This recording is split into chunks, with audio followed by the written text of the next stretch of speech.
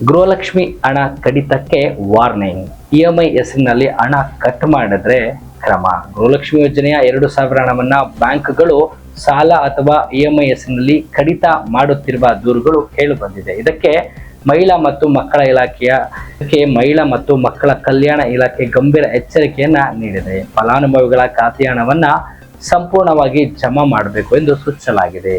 ನಿಯಮ ಉಲ್ಲಂಘಿಸಿದ್ರೆ ಬ್ಯಾಂಕ್ಗಳ ವಿರುದ್ಧ ಕಾನೂನು ಕ್ರಮ ಕೈಗೊಳ್ಳಲಾಗುತ್ತದೆ. ಅಂದ್ರೆ ಈ ಗೃಹಲಕ್ಷ್ಮಿ ಹಣ 2,000 ಏನು ಈ ಗೃಹಲಕ್ಷ್ಮಿ ಹಣ ಏನು ಮಹಿಳೆಯರಿಗೆ ಬರ್ತಾ ಇರುವಂತ 2,000 ಹಣ ಯಾರಿಗಾದ್ರೂ ಇಎಂಐ ಇದ್ದು ಅಥವಾ ಬ್ಯಾಂಕ್ ಅಲ್ಲಿ ಮೈನಸ್ ಬ್ಯಾಲೆನ್ಸ್ ಇದ್ದವ್ರ ಹತ್ರ ಈ ಬಂದಂತ 2,000 ಹಣನು ಕೂಡ ಬ್ಯಾಂಕು ಕಟ್ ಮಾಡ್ಕೊಳ್ತಾ ಇದ್ರು. ಸೊ ಈಗ ಸರ್ಕಾರದಿಂದ ಕೊಟ್ಟಿರುವಂತ ಸೂಚನೆ ಏನಂದ್ರೆ, ಯಾರು ಏನಾದ್ರೂ ಆ ಹಣವನ್ನ ಬ್ಯಾಂಕ್ಗಳಲ್ಲಿ ಮೈನಸ್ ಮಾಡಿದ್ರೆ ಅವರ ವಿರುದ್ಧ ಕಠಿಣವನ್ನ ಕ್ರಮ ತೆಗೆದುಕೊಳ್ಬೇಕಾಗತ್ತೆ ಅಂತ ಸರ್ಕಾರ ಸೂಚನೆಯನ್ನ ನೀಡಿದೆ.